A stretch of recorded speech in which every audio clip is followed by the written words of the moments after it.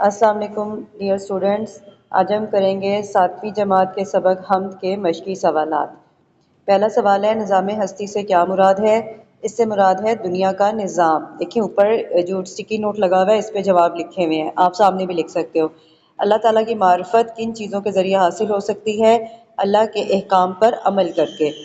سوال نمبر 3، حمد کے دوسرے شعر کی تشریح کریں۔ یہ ہم کر چکے ہیں، پہلے والی ویڈیو میں دیکھ لیں۔ شعلہ جہاں جلانے اور بجھانے سے کیا مراد ہے؟ شعلہ جہاں کا مطلب زندگی ہے، زندگی کا شعلہ، تو اس کا مطلب ہے شعلہ جہاں جلانے اور بجھانے سے مراد ہے زندگی کے بعد موت کا، زندگی اور موت کا مالک اللہ تعالیٰ۔ زندگی کے بعد نہیں آئے گا، رانگ ہے، زندگی اور موت کا مالک اللہ تعالیٰ ہے۔ اللہ ہی زندگی دیتا ہے، اللہ ہی موت دیتا ہے۔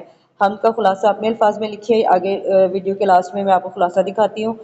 کوئی تو ہے جو نظام ہستی چلا رہا ہے، جو سب کے ماتھوں پہ مہر قدرت لگا رہا ہے، جو دن کو رات اور رات کو دن بنا رہا ہے، جو شعلہ جہاں جلا رہا ہے بجھا رہا ہے۔ اس پیج کے سوال ہو گئے، آگے دیکھتے ہیں۔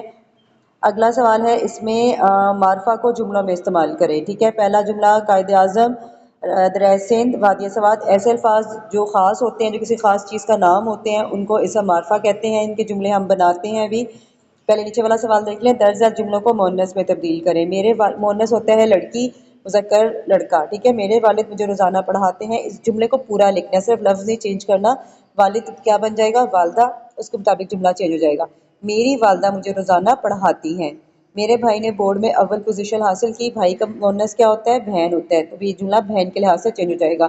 میری بہن نے بورڈ میں اول پوزیشن حاصل کی۔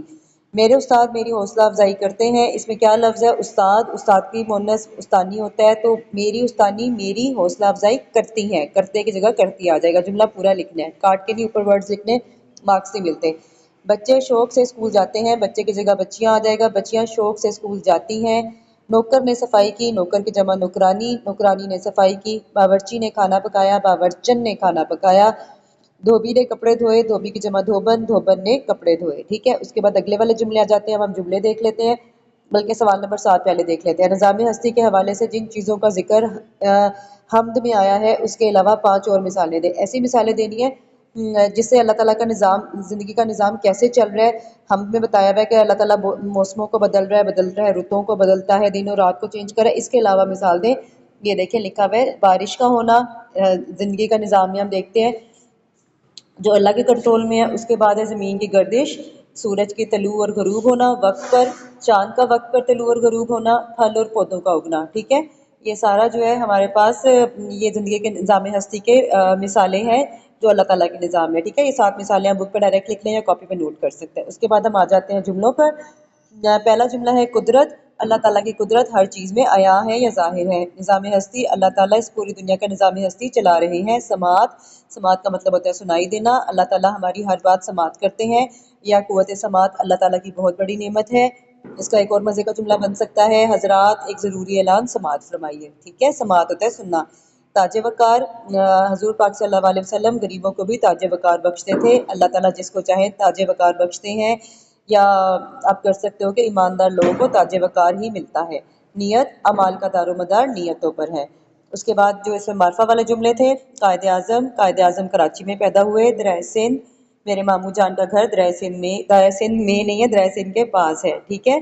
وادی سوات، وادی سوات ایک خوبصورت وادی ہے۔ مینار پاکستان ہمارے پاکستان کی ایک تاریخی عمارت ہے۔ اردو ہماری قومی زبان ہے، ٹھیک ہے۔ اب ہم آ جاتے ہیں اس کے خلاصے پر۔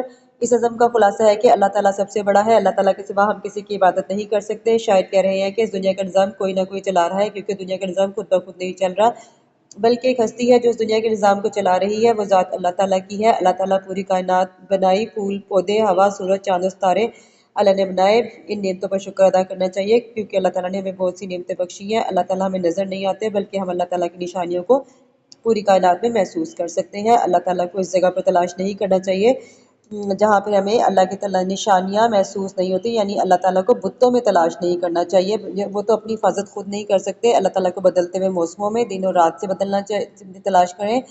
اللہ تعالیٰ ہماری ہر بات سنتے ہیں، ہمیں ہر وقت دیکھتے ہیں، ہماری نیت سے، ہمارے ارادوں سے واقف ہیں، جو ہمارے دل و دماغ میں ہے اس چیز کو بھی جانتے ہیں۔ اللہ تعالیٰ کی مرضی ہے، وہ ہمیں چاہے عزت بخشے چاہے ذلت بخشے۔ اللہ تعالیٰ نے ہر قسم کے جاندار بنائے، جس میں سے کچھ سیاہ ہے، کچھ سفید ہے، یعنی کچھ میں خوبیاں ہیں، کچھ میں خامیاں ہیں۔ ہمیں چاہیے کہ ہر حال میں اللہ تعالیٰ کا شکر ادا کریں، اور اس میں ایک پوائنٹ لاسٹ والے شیئر کا ایڈ کریں، ہماری زندگی اور موت کا مالک بھی اللہ تعالیٰ ہے، ٹھیک ہے؟ اس طرح اس نظم کے تشریح بھی ہو گئی، خلاصہ، مرکزی خیال، تمام تر مشقی سوالات، جملے اور قواعد کے یعنی گرامر کے سارے سوال بھی ہو گئے، اب اپنا کام اب مکمل کر لیجئے۔ اللہ حافظ۔